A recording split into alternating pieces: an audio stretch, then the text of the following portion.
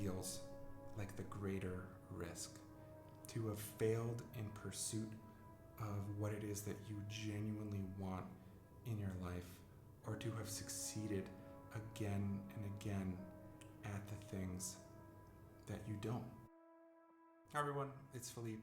Today I want to talk about this really wild phenomenon in our culture of people racking up achievement after impressive achievement, but not feeling really fulfilled or satisfied. And to address one very common and specific reason why I think that is happening. And it has to do with the criteria that we've been taught to use to set our goals in our life. And really, simply put, the criteria that we're using is whether or not something is achievable, not whether it's something that is genuinely desirable. And the result is that we are achieving the things that we set out to achieve a lot of the time because we're smart and hardworking and talented.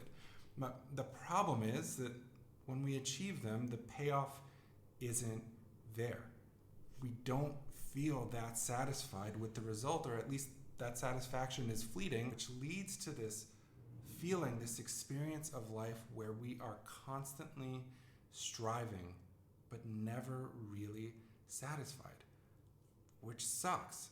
So why are we doing that? Well, I think there are at least three main reasons. The first is that we've been taught that getting it right is the most important thing. And if you set your goals for things that are clearly achievable, you're way more likely to get 100% on the exam, which is what we care about most.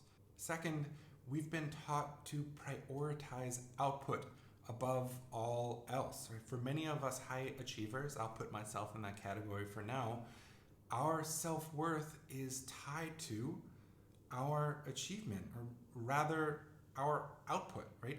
It's the things that we are producing that other people can objectively observe that will lead them to believe that we are helpful, serious, worthwhile people. And third is this belief that going for what you really want is a financially disastrous decision.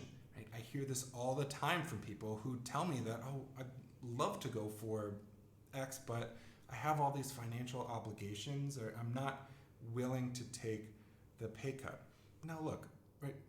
Those reasons, it's not that they're wrong, and I'd be lying if I said that going for what it is that you really want in life wasn't risky, or that even acknowledging that you want certain things is risky, because it can be. But the real question is, well, what is the cost of not taking that risk in your life? And a good way to make that cost really clear and tangible is to travel far off into the future, 100 years from now, when you are lying on your deathbed. Now, I know a lot of people think that talking about death is morbid, but death is really the ultimate clarifier, the ultimate bullshit filter. And here's what I'd like you to think about. Looking back on your life, how would you wish you had lived? What would bring you joy? And what, if anything, would cause you to feel regret? And if we want to get more specific, which is helpful, we can take those questions and apply them to this very moment. And so, Philippe, at age 37, during the infamous coronavirus pandemic of 2020, how would you love to have lived your life? What choices would you be so happy that you made at that time when it came to your career, your romantic relationships, your family, friendships, really across the board? I invite you to stop now for a moment to ask yourself those questions. And for those of my self-described risk-averse friends out there, I feel you. Another frame, or I think helpful way to approach it is to consider it this way.